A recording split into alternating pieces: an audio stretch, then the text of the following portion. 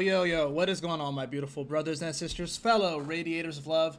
My name is Jamal Pope, aka J Phoenix, and this is going to be your daily tarot and astrology reading for Monday, July 29th of 2024. Thank you so much for joining me in this video. Hopefully, you guys are having a wonderful start to your week.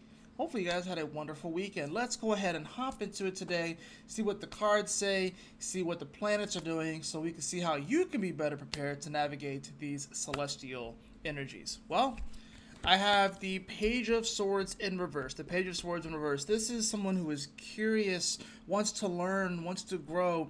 This is the young reporter that just joined the press, and they want to, impress, the senior writers and everything like that. They want to impress the analysts. They want to do all that sort of stuff. It's in reverse, so yeah, they're just getting coffee. They're fetching the errands, and I feel like right now with this Page of Swords in reverse today, we may feel like we don't have all the information. We may feel like we don't have all of the access, if you will. We may feel like we're kind of just being relegated to do some of the more mundane tasks, if you will. But don't let that get to you. Don't let that discourage you, I think that this could actually be a good thing. Maybe it's better to kind of just ease our way into things instead of just rushing right in and having all of the stuff. This Page of Swords, it's like, yeah, there could be a little bit of apprehension here. There can be a little bit of angst here, wanting to be more involved, whether it's at work or I feel more so like a work thing, that maybe you want to be more involved at work or something, or just with projects in general, that you're kind of wanting to do more or accomplish more. Let's see what else we have to accompany it. That's probably exactly what it is. It's the Six of Wands. So I think we have our eye on the prize. I think we have this vision of victory, or what it means to be successful via the Six of Wands. And we want to be appreciated and loved and adored by people, but we still kind of have to go through a little bit of the grunt work. So I think this is really just, something that we have to work out within our mind. This whole idea and this whole imagination of what we think it's going to be like when we achieve a certain goal or reach a certain level or do something that we aspire to do. We're looking for that Six of Wands, but I think this is really what's coming up here, is that we have to ask ourselves, why are we doing these things? Are we doing these things for the right reason? Or are we simply doing it just for adoration? Or are we simply doing things just for likes, views, comments, if I'm using the whole social media aspect of it? But why are we doing these things? So maybe this Page of Swords in reverse is actually a good thing. It's giving us an opportunity to ask us what's really important. Astrologically, we do have the Moon in Taurus that squares Venus today.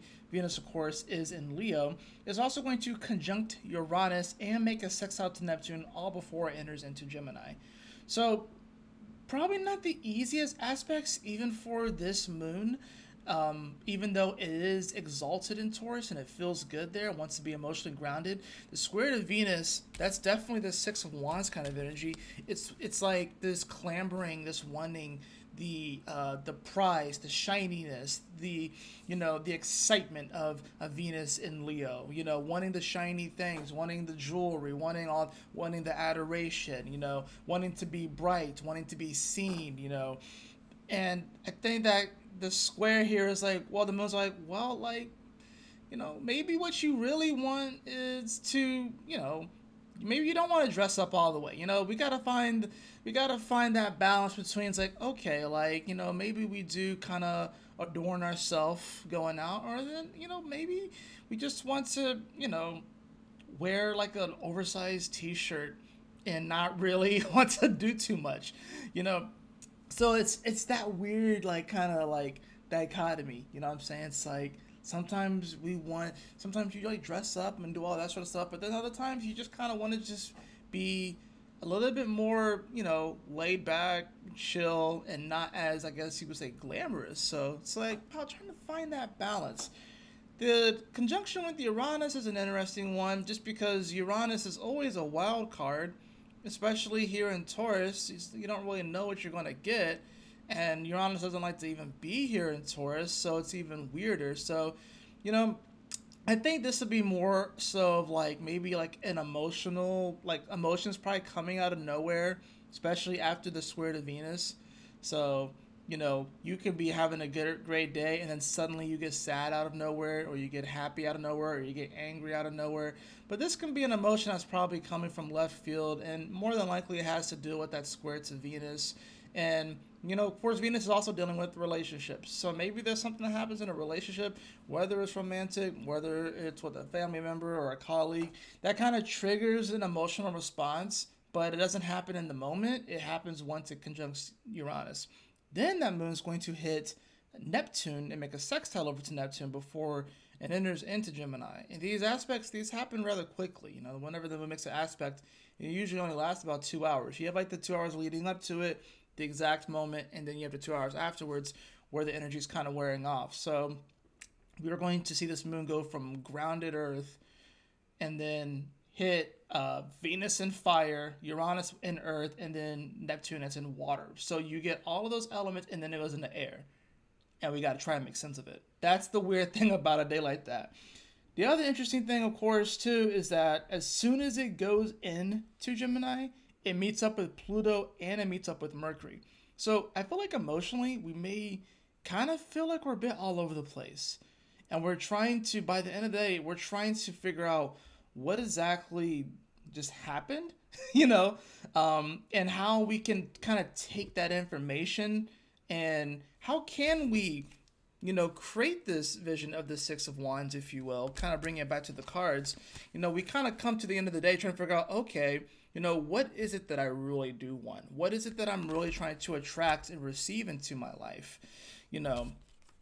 This energy right here, am I trying to, why do I want, I guess, to be celebrated? Why do I want the attention? Why do I want to feel the victory and the success? What exactly is that going to bring? I think the fact that the Sun-Mars sextile, I would say officially ends on this day, kind of does, bring up this whole energy of like, okay, well, we got to find our confidence, we got to find our bravery, and to kind of, not take things super seriously. The sun is in Leo. We've got to remember to laugh at things, but also to shine our light and be bright. But also, with the Mars and Gemini, this is about, our thoughts right now, especially, and then like our words too. This is probably one of the few times where words actually could mean violence. I really don't like saying that sort of stuff, but it's just, or I really don't necessarily like believing in that sort of stuff. It's like, oh, words are violence. I'm like, no, but with Mars and Gemini, it kind of can be more construed as such. So we have to be careful with our words. But there's also power in our words and how we can use it to create and manifest. It's about, doing what you say you're going to do. It's about integrity. So if anything, with the Sun-Mars sextile ending, it should hopefully, it's like, all right, are you living within integrity? Are you living up to what, your heart-centered truth is? So I'll draw one more card too. I actually guess two more cards because these two, I guess it's 3 cards. They all came out at the same time. 6 of Cups, Devil card, 7 of Pentacles. 6 of Cups, Devil card, 7 of Pentacles. You know what? I think there's a feeling here where we are wanting to kind of cultivate some newer energy. Even though this is like the card of nostalgia, and we do have the Devil card here, and we have the 7 of Pentacles, I think we kind of have a choice. Either we can go back to something that is nostalgic and reminds us of the past and try to reclaim it, or we can go towards the future and actually harvest something that's going to be worthwhile and is actually going to sustain us in the future. We have a choice, and I think right now the world's kind of caught between trying to relive an old way instead of integrating aspects of that with the new, but to go fully into the old and try to reclaim something that is passing, that is dying, that is decaying, and not realizing that it's transforming into something else. Maybe we don't want to go through the hard work of the 7 of Pentacles because it's not necessarily easy doing the harvest, right? It's probably a lot easier to go back to a simpler time. But times aren't going to get more simple. And I think that's the thing about this. So maybe that's the whole issue with the Page of Swords here, is that They kind of just want the information to come, and they kind of want to just have the victory without putting in the work. All right, so Scarlet, attract success. Nice card, definitely a nice card, but we have to ask ourselves, why do we want the success, or why do we want that goal in particular? What are we trying to get out of it? Is it more ego driven, or is it more purpose driven? I think that's the big key for the day. But that's going to do it for your daily tarot and astrology reading. Definitely an interesting one, especially with the number of cards that came up. But I do think it can be a powerful day of insight, if you will. So, but anyways, I trust that this message will assist you on your journey today. And if you found this at all helpful, be sure to leave this video a like and subscribe if you are new. And if you are new, or if you aren't new and you're a returning subscriber, I definitely appreciate you guys being here. I definitely see your comments, I see the likes, so definitely appreciate you guys for being here and being a part of the J Phoenix fam. But y'all take care, stay blessed. I'm rambling. Y'all have a wonderful Monday. I'll see you all in the next video. Peace.